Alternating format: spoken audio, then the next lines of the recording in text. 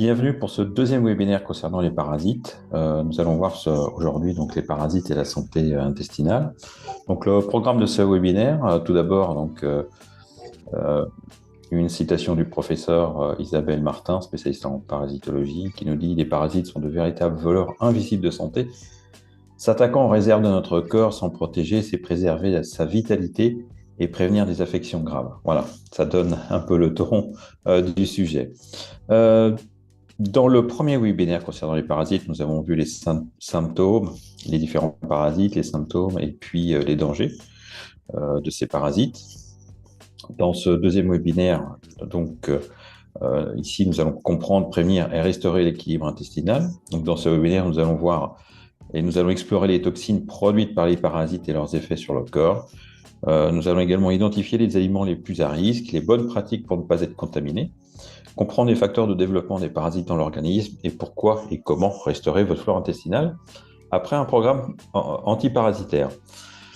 Donc, effectivement, les parasites produisent un certain nombre de toxines, plusieurs types de toxines tout au long de leur cycle de vie, que ce soit dans la période où ils sont sous forme d'œufs. On peut les avoir effectivement dans sa partie adulte, et puis les résidus métaboliques. Et même lorsqu'ils meurent dans l'organisme, ils provoquent en fait ils produisent un certain nombre de toxines. Ces toxines sont appelées des métabolites toxiques. Donc, ils affectent le système immunitaire, le métabolisme et divers organes. C'est pour ça que le fait d'avoir des parasites, que ce soit sous forme de vers ou que ce soit sous forme d'œufs, ils produisent de toute façon des résidus. Et même lorsqu'ils meurent, ils se transforment en résidus qui sont des toxines. Donc, nous avons différents types de toxines. On a premièrement les toxines neurotoxiques. Donc, par exemple, comme les parasites Toxoplasma gondii, eux, ils produisent des molécules qui perturbent les niveaux de neurotransmetteurs, notamment la dopamine. Donc forcément, ça a un impact sur le fonctionnement du système nerveux central et ça entraîne également des effets cognitifs et comportementaux tels que l'anxiété, la confusion, des symptômes similaires à ceux de troubles neurologiques et psychiatriques comme la dépression ou la schizophrénie. Autre type de toxines, les toxines immunosuppressives, donc les helminths par exemple, qui sont des vers parasites, comme nous avons vu dans le webinaire 1, comme les ankylostomes, qui sont des vers intestinaux, ils sécrètent des protéines capables de moduler en fait la réponse immunitaire de l'hôte pour éviter la détection. Donc ils arrivent à se camoufler en utilisant ce système-là. Impact forcément, les toxines affaiblissent le système immunitaire, rendant l'hôte plus vulnérable à d'autres infections et réduisant sa capacité à se défendre contre le parasite. Donc ça va être des rhumes, notamment des rhumes à répétition, par exemple. Ce mécanisme peut également favoriser une inflammation chronique et puis avoir des maladies plus graves, donc des maladies auto-immunes, et puis d'affaiblir la santé au global. Nous avons les endotoxines et polysaccharides. Les endotoxines et les endotoxines et les lipopolysaccharides, LPS, lorsque certains parasites intestinaux, notamment certains protozoaires, comme Entamoeba histolytica, eh bien, ils meurent ou se décomposent. Et en fait, ils vont libérer des endotoxines décomposées de la paroi cellulaire qui peuvent se répandre en fait dans la circulation sanguine. Impact, ces toxines peuvent déclencher une réponse inflammatoire sévère, en particulier donc, au niveau du système digestif. Et elles peuvent également affecter le foie, provoquer de la fatigue, des douleurs articulaires et des troubles digestifs chroniques. Nous avons également les toxines métaboliques, donc les produits du métabolisme de certains vers, comme ceux produits par Ascaris lumbricoides, qui contiennent des toxines qui s'accumulent dans l'organisme. Donc l'impact de ces toxines-là, métaboliques, vont perturber les fonctions hépatiques et rénales. Donc ça va entraîner une surcharge toxique en fait. Les symptômes incluent donc là une fatigue intense, des nausées, des maux de tête, des troubles de concentration. Et ça peut également entraîner des problèmes de peau, des allergies, des réactions d'hypersensibilité. Autre type de toxines, les hémotoxines. Donc les parasites sanguins comme Plasmodium, donc ça c'est ce qui est responsable du paludisme notamment, et le Scytosoma. Donc eux, ils libèrent des toxines qui attaquent les globules rouges directement et les cellules endothéliales. Donc par conséquence, donc ça va venir provoquer la lyse, donc la destruction des globules rouges, ce qui peut entraîner notamment une anémie sévère, donc de la fatigue et une faiblesse générale de l'organisme.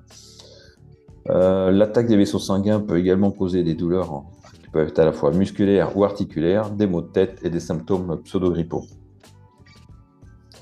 Mycotoxines et autres composés dérivés des parasites fongiques. Alors là, oui, on parle un petit peu des champignons. Je vais juste vous donner quelques informations, même si on est plutôt sur des parasites intestinaux et parasites sous forme de vers. Les champignons aussi produisent des mycotoxines, donc comme les aflatoxines, l'ochratoxine A, dans les tissus humains ou dans le tube digestif. Donc par conséquent, ces toxines sont cancérogènes et peuvent endommager le foie, les reins et les tissus nerveux. Donc quand même deux organes principaux que sont le foie et les reins et le tissu nerveux, c'est quand même extrêmement important pour notre santé. L'accumulation de ces toxines vont entraîner des effets à long terme comme une fatigue chronique, des troubles de la mémoire, des troubles de l'attention et également des troubles du sommeil. Autres toxines, ce sont les toxines résiduelles. Et oui, après la mort de certains parasites, en fait, leurs résidus de leur mort libèrent certaines toxines dans l'organisme.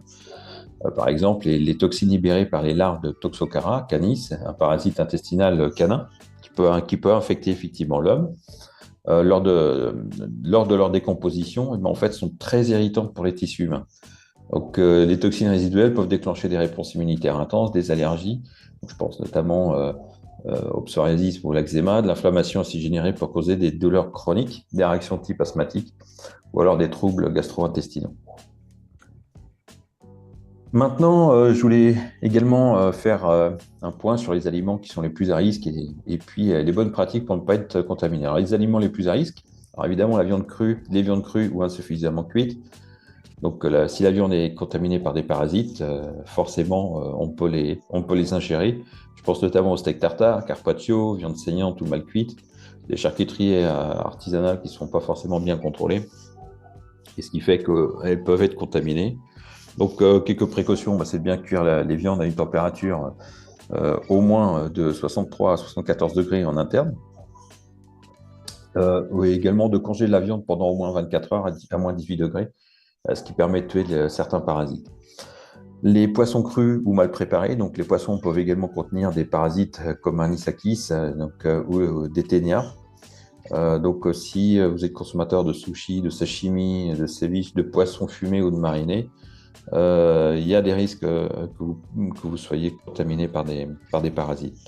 Donc, utilisez des poissons de qualité, consommation en cru, donc préalablement congelés à moins 20 pendant au moins 7 jours pour tuer les parasites. Évitez de consommer des poissons crus ou mal cuits si les normes ne sont pas forcément garanties. Donc, si vous êtes plutôt amateur de sushi, de poissons crus, je vous préconise de faire au moins un programme antiparasite au moins une fois dans l'année, minimum. Autres aliments qui sont à risque, ce sont les fruits et légumes qui sont mangés crus et mal lavés. Donc, les fruits et légumes peuvent être contaminés par les autres parasites comme Ascaris par exemple, Giardia, Cryptosporidium ou Entamoeba histolytica. Donc voilà, donc c'est pour ça qu'il faut bien les laver. Donc si on les mange par exemple dans les salades, fruits à peau fine, légumes, racines cultivés dans un sol contaminé, on peut ingérer effectivement des parasites. Donc il faut bien laver soigneusement les fruits et les légumes à l'eau potable, les éplucher et les fruits si possible. Éplucher les fruits si possible, même si on peut encore les nettoyer une fois épluchés. Désinfecter les crudités avec une solution adaptée, vinaigre blanc, pastille, donc de désinfection alimentaire en cas de doute. Mais voilà, de bien les nettoyer. L'été, printemps-été, ce sont des périodes, effectivement, on mange beaucoup cru, les fruits et les légumes. Il faut manger des légumes et des fruits crus. C'est très bon pour la santé, puisqu'il y a toutes les vitamines et tous les minéraux. Mais il ne faut pas hésiter à les nettoyer. Sachant que dans l'année, on mange ces fruits, ces légumes crus, c'est important de faire au moins un programme, comme je vous ai dit, antiparasite, au moins après l'été.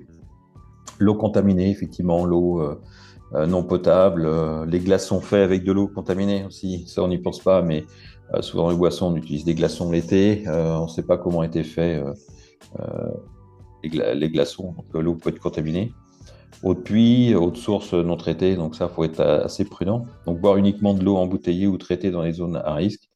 Euh, voilà, éviter les glaçons faits avec de l'eau douteuse. On ne sait pas comment ça a été fait. Filtrer ou traiter l'eau des puits avant consommation. Et puis vérifier effectivement régulièrement si l'eau du puits est consommable.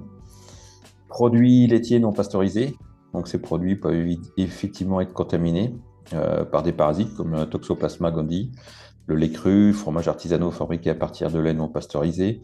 Donc il faut privilégier plutôt les produits pasteurisés ou chauffés et s'assurer de la qualité et la provenance en fait des produits artisanaux. Les coquillages, les fruits de mer également, ça peut être comment dire, des aliments qui peuvent être contaminés par des parasites comme le Cryptosporidium ou Toxoplasma gondii, donc les huîtres, les moules, les crevettes crues, les sashimi de fruits de mer. Donc il faut mieux consommer les fruits de mer bien cuits. Effectivement, si on mange des moules par exemple, euh, on les cuit, donc normalement c'est OK. Et puis faire attention qu'ils vérifient pas, bien vérifier qu'ils ne proviennent pas des zones euh, polluées, quoi. Voilà. Aliments manipulés avec les mains sales. Voilà, bah, on peut aller dans un restaurant avec des gens qui préparent des choses et qui ne sont pas nettoyés les mains. Donc il faut faut à la maison effectivement avoir un hygiène parfait pour ne pas être contaminé par des œufs de parasites. Dans les sandwichs, pâtisseries, plats préparés maison ou dans les lieux peu hygiéniques, il faut faire. Si vous avez un doute sur un restaurant, vraiment, il ne faut pas y aller. Et puis à la maison, bah, vous faites attention, vous nettoyez bien les mains. Quand vous manipulez des œufs, après avoir manipulé les œufs, vous lavez les mains, ça c'est très important.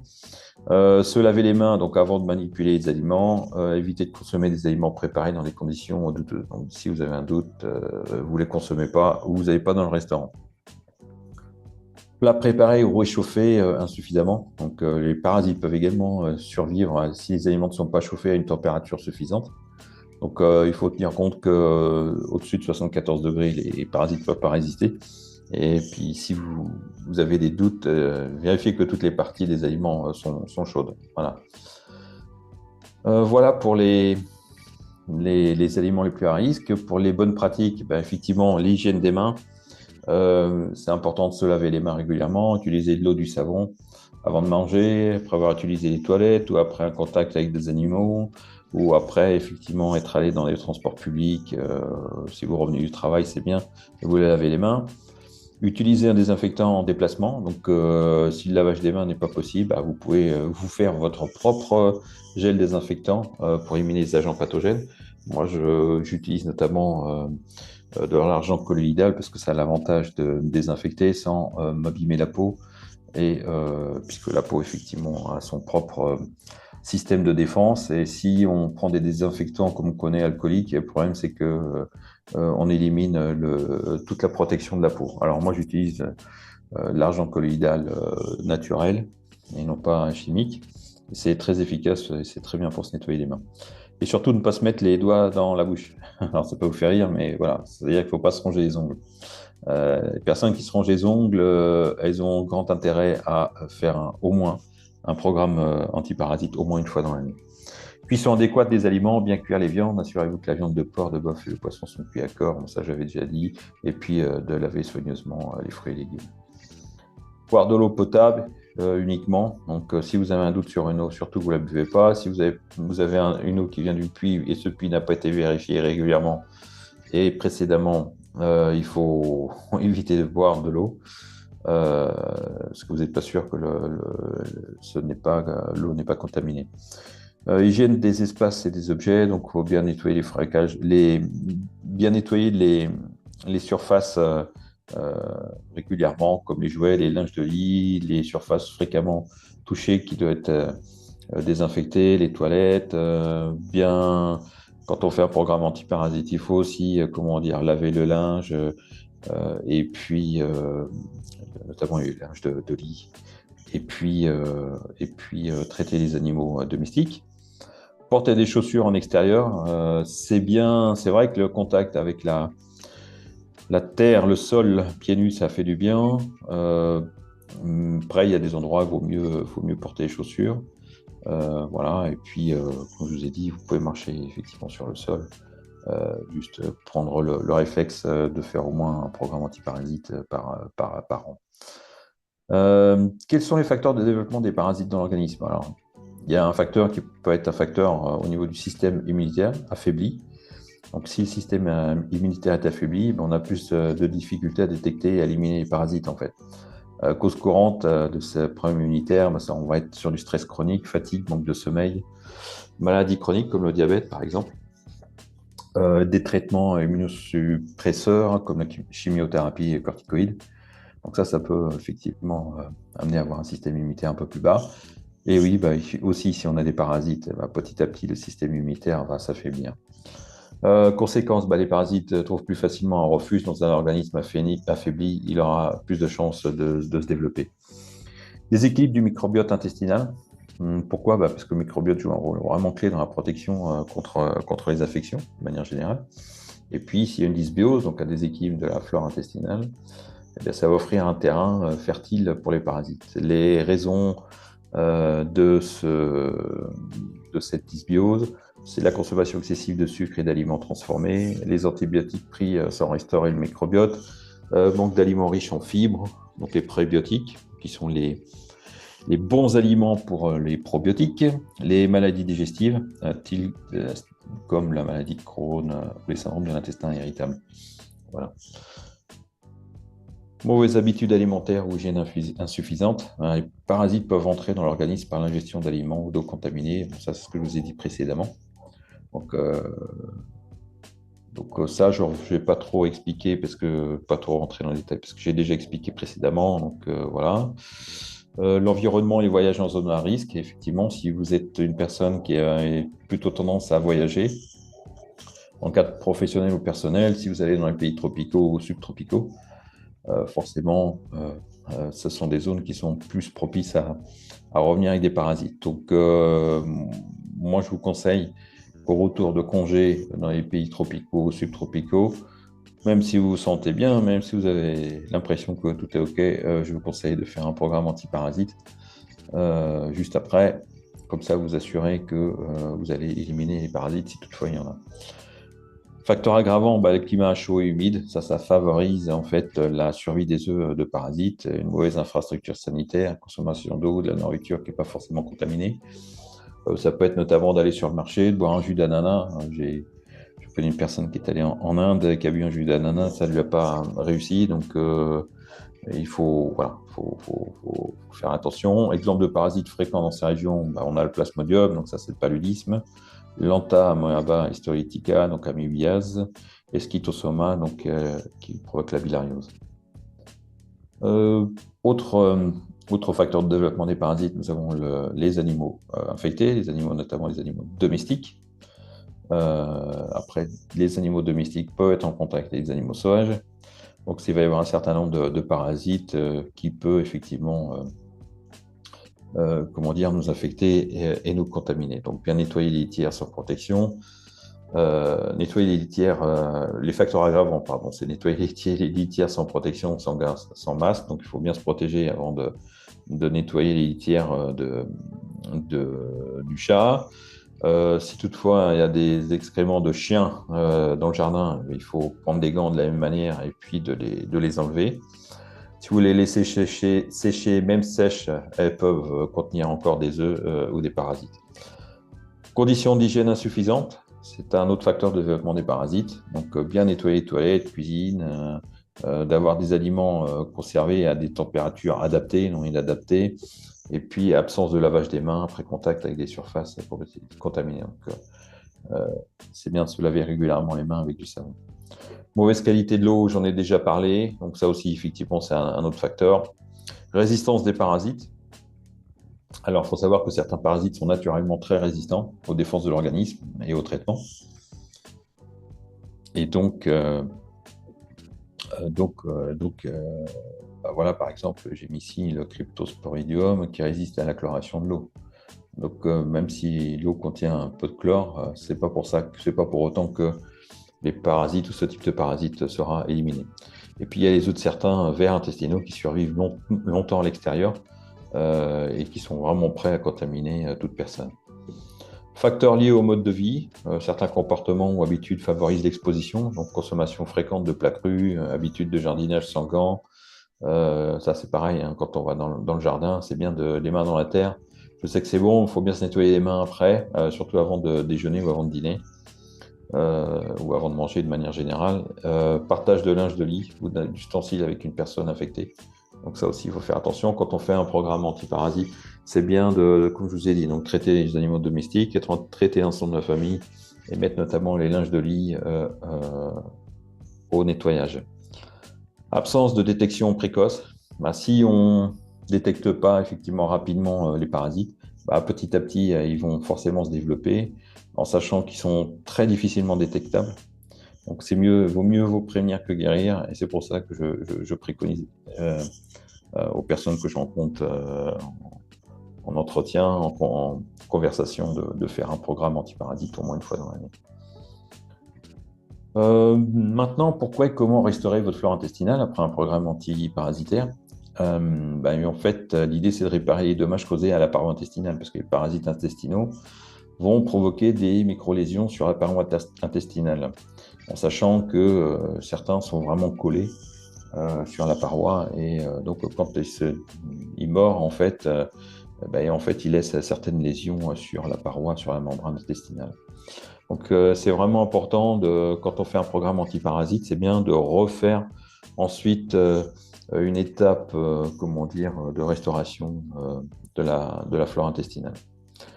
On sait bien, hein, donc c'est une barrière comment dire, euh, une, une flore intestinale, c'est une barrière de protection, donc il faut vraiment en prendre soin. Euh, Il faut reconstituer donc les bactéries bénéfiques. Donc certains traitements, même naturels, peuvent éliminer non seulement les parasites, mais aussi certaines bactéries bénéfiques. Donc c'est pour ça que c'est important de restaurer la flore intestinale. Et ça permet de prévenir d'une prolifération des bactéries pathogènes et puis de pouvoir également euh, développer les bactéries bénéfiques. Il faut soutenir le système immunitaire euh, parce qu'en fait, 60% des cellules immunitaires de l'organisme se trouvent dans l'intestin. Donc, quand je vous disais que c'était une barrière de protection précédemment, donc là, on en a encore plus l'information. Donc, 70% des cellules immunitaires de l'organisme se trouvent dans l'intestin. Donc, c'est pour ça qu'avoir un intestin en bonne santé, une flore intestinale en saine, ça nous permet d'avoir un système immunitaire de haut niveau. Donc, c'est pour ça que c'est important de renforcer l'immunité intestinale et puis de prévenir les réinfections parasitaires. Donc, c'est pour ça il faut rééquilibrer la flore intestinale. Euh, Comment on va alors avec quel comment dire avec quoi on peut restaurer donc la flore intestinale? Avec des probiotiques. Donc c'est voilà, je vous conseille effectivement d'opter pour un complément probiotique naturel de haute qualité qui va contenir des souches variées comme Lactobacillus, Bifidobacterium. En fait, c'est les bonnes bactéries qui vont aider à rétablir un équilibre intestinal. Les prébiotiques, donc ça va être les nutriments et les aliments principaux pour nos probiotiques. Voilà, donc c'est important de pouvoir consommer les prébiotiques pour l'avoir dans la nourriture directement ou en prendre de manière complémentaire.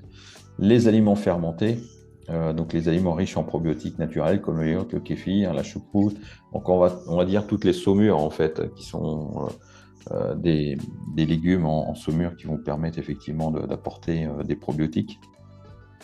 Et puis également les fibres alimentaires, donc une alimentation riche en fibres va aider à maintenir un transit intestinal sain et ça va nourrir surtout les bactéries bénéfiques. Donc ça va contribuer en fait à développer les bactéries bénéfiques. Ce qui est important aussi, c'est de s'hydrater correctement. Moi, je préconise une eau biologique active, ce qui permet d'avoir un environnement sain pour les bactéries bénéfiques, mais qui sera au contraire va comment dire, avoir un effet sur les bactéries euh, qui ne sont pas bonnes pour notre comment dire, pour notre flore intestinale, et puis pas bonne pour les champignons et pas bonne pour les parasites. Donc une eau biologique active, ça vous permet de développer en fait une flore intestinale saine. Donc la restauration de la flore intestinale, c'est donc une étape vraiment clé, vraiment important dans un traitement, après un traitement antiparasitaire. Ça permet de retrouver un équilibre digestif optimal et puis de renforcer la santé globale puisque la flore intestinale saine, c'est ce qui nous permet d'avoir un haut niveau d'immunité de l'organisme, et puis évidemment une digestion harmonieuse. Voilà pour les informations de ce webinaire, de ce deuxième webinaire au sujet des parasites.